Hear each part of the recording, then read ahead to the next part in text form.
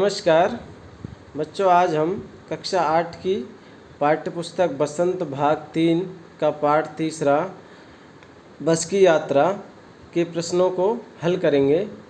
बस की यात्रा पाठ के लेखक हरिशंकर परसाई है, जो कि एक प्रसिद्ध लेखक होने के साथ साथ क्या है, व्यंग्यकार भी है। तो बच्चों आओ हम प्रत्येक प्रश्न का हल करते हुए चलते हैं। पहला प्रश्न है,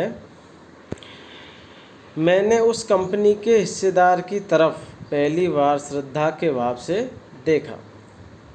लेखक के मन में हिस्सेदार साहब के लिए श्रद्धा क्यों जाग गई? उत्तर इस प्रकार है।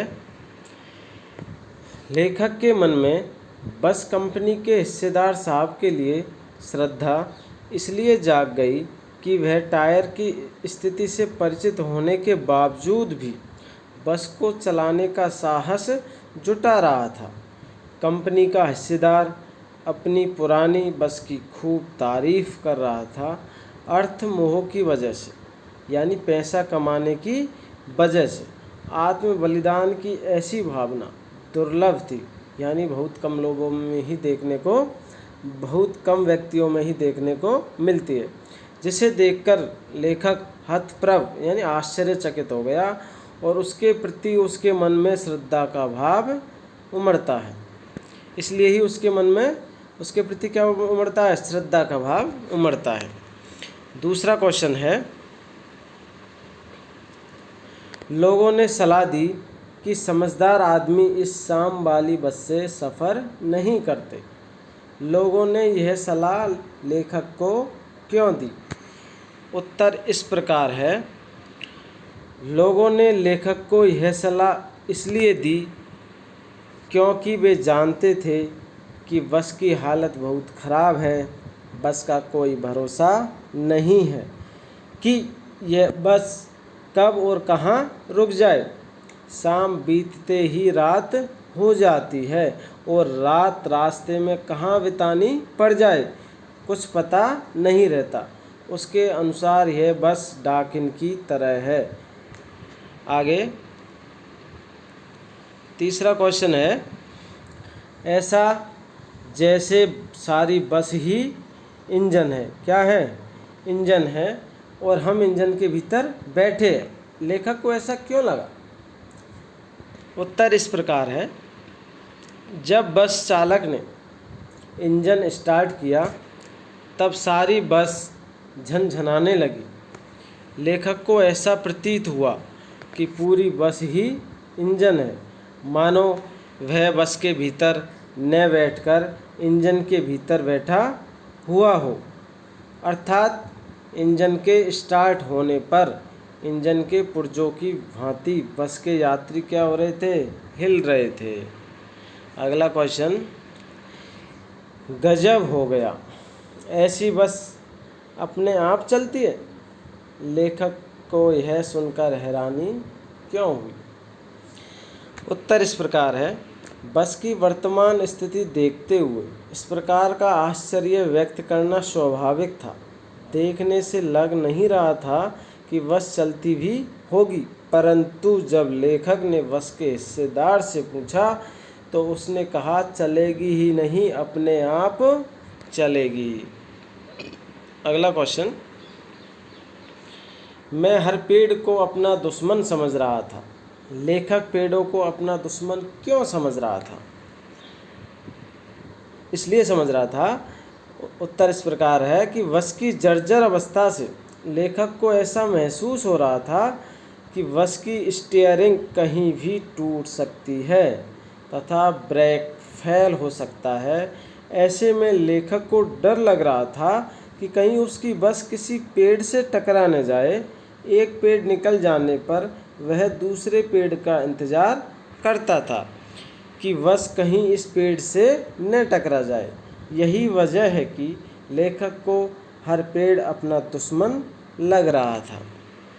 नेक्स्ट क्वेश्चन, अगला क्वेश्चन, सविनय अवज्ञा आंदोलन किसके नेतृत्व में, किस उद्देश्य से तथा कब हुआ? इतिहास की उपलब्ध पुस्तकों के आधार पर लिखिए।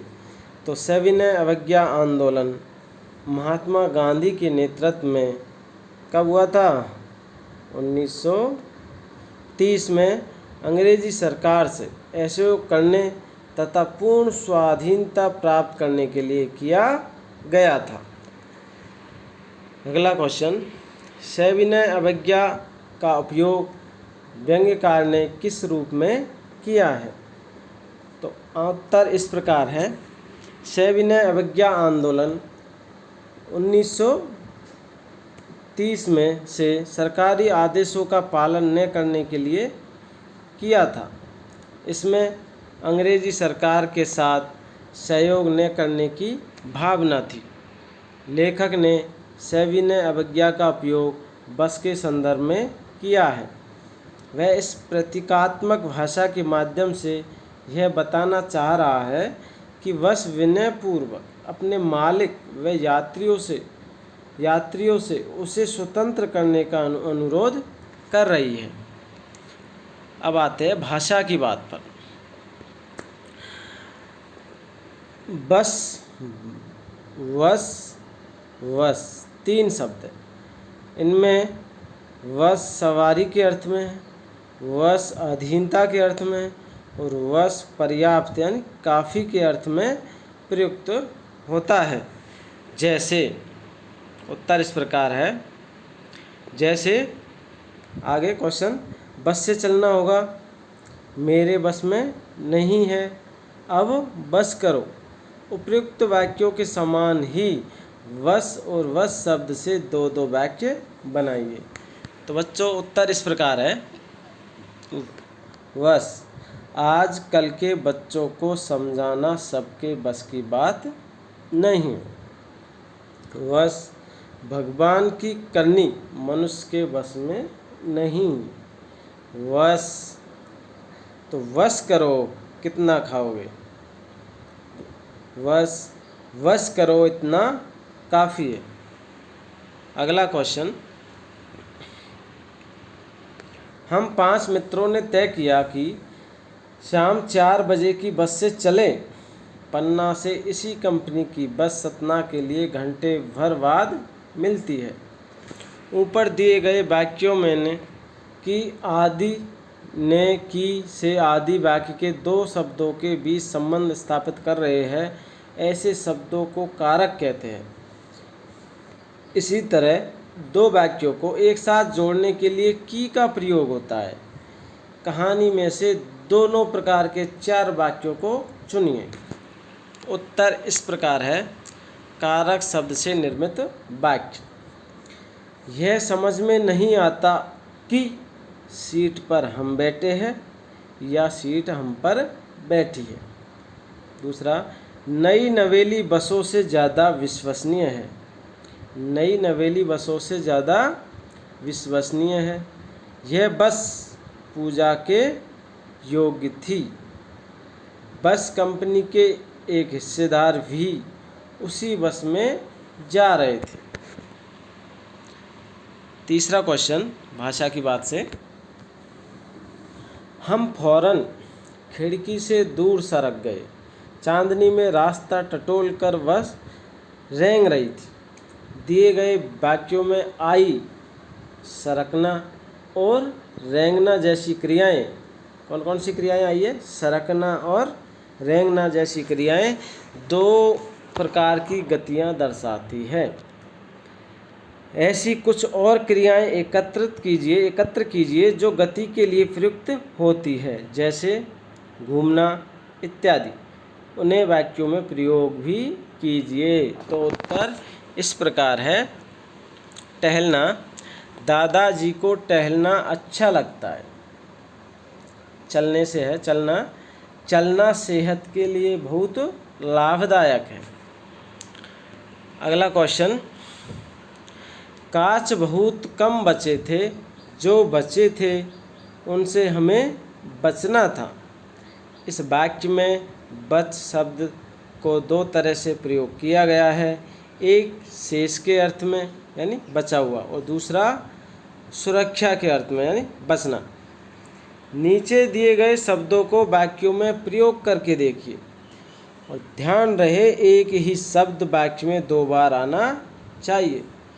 शब्दों के अर्थ में कुछ बदलाव होना चाहिए।